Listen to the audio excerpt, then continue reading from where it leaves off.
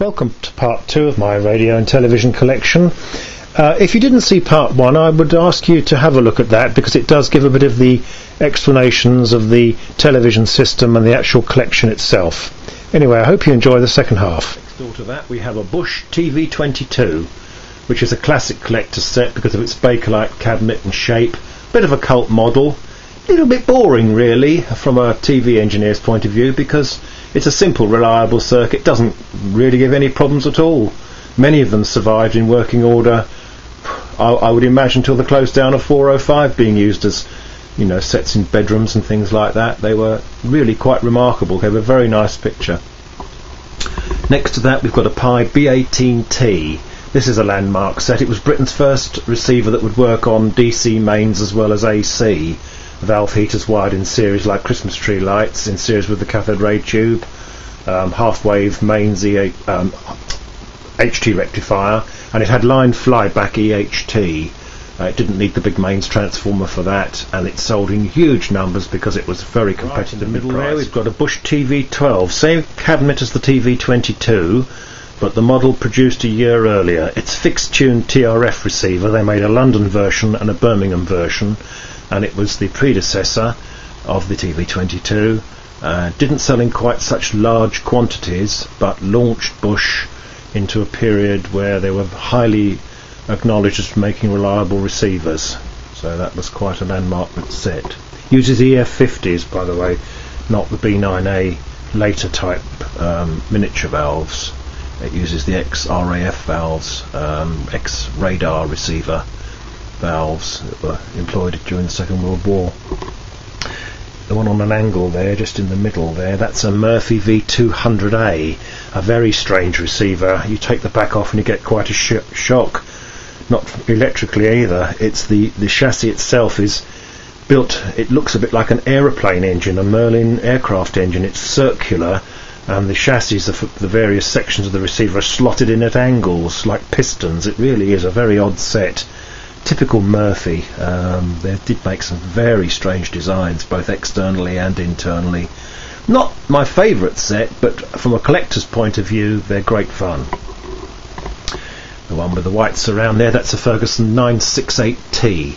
That's from 1950. It's a TRF receiver, the last of the TRF receivers. Fixed tuned to London. Very, very few problems with it. It's an oil-filled line output transformer, flyback EHT. Just a very simple set, a bit like the 941T really, but completely reliable. Next to that we've got a landmark receiver. That's the Pi V4, 14-inch receiver, MW3624 Mullard tube. The receiver was one of the very first to have full flywheel sync and gated AGC. It's got 3 Vision IF stages, 3 sound stages, which makes the set the first 100-mile receiver. You could receive transmissions way outside the normal service area with these models, providing television to people that had not really seen it before. Very, very popular model. They added a band 3 tuner in 1954, and the model became the VT4. They also did 17-inch versions of that receiver, the VT7. Next to it we've got a Ferguson 988T, Big 12. That's the large screen version of the 998T that I'll show you a little bit later. It's what they've done, they've put a gold mask on it and extended it out to the extremities of the tube, so it appears to give, in fact it does give, a slightly larger picture than the normal 12-inch masked set. In the corner a little 14-inch PTV Pi.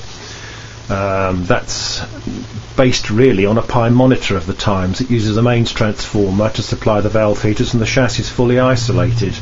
In monitor form you'll see it on the Telstar broadcast, the BBC Telstar broadcast of 1962. The first pictures produced on the received from Telstar on the studio monitor employed one of those sets. So if you see the old bit of archive film there, you'll see one of those receivers.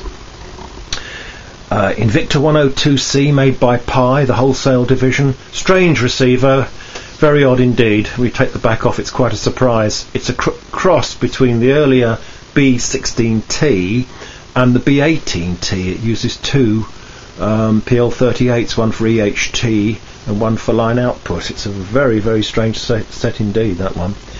That's a Murphy V150. I'll I've got one actually down on the floor here I'll show you, which I've overhauled, so I won't bore you with that. Another B18T. Over there, that's the earlier Pi 988T with the smaller mask. It's exactly the same circuit and set, but it's just a slightly older looking version of it. Over the back there with the blue 1920s portable radio on top of it is a Ferguson 989 that uses a metal cone tube, the Mollard MW41 1 16-inch. Very similar to the 998 chassis that I showed you earlier, but it uses a 16-inch tube, gives a very bright, clear picture. It was the first really large direct view receiver made. That's the little Pi D16T 1946. That particular receiver is the first receiver released after the war, mains EHT. Had to be careful when you were servicing that. It's got a liquid filled magnifier on the front, liquid paraffin they filled them up with to give you a 12-inch picture on a 9-inch set without distortion, and that one is extremely good. It's exactly the same as a 12-inch set when you're looking at it. Ferguson 9, always get confused with these. This is the 998, the earlier one was the 988. That's the last band 1 only set made by Ferguson. It had provision to fit a band 3 tuner, so they knew what the sort of band 3 was coming. Extremely reliable set, very, very few problems. Many of these worked for 10 years plus without ever needing a service call, so very successful set. Now that's the Murphy V150. I showed you one earlier on that hadn't been fully serviced. This one I've serviced. It's a strange set, uses reflex circuitry partly, overcomplicated.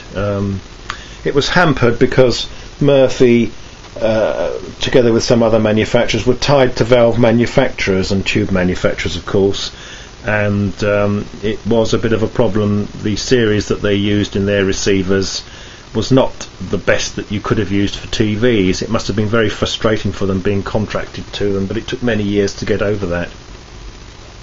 Right, on the floor, I'll just lean the camera down a little bit. That's a Airco 161 from 1951, very reliable little set. A whole series of sets were made from that. In fact, the final one was around about 1961, of course.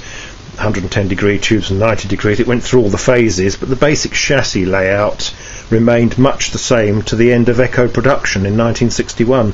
Very, very good company, one of the best ever for producing TV receivers, Echovision as they were known. Well, that's the end of part 2, and it looks like we're going to have a part 3. So if you enjoyed that,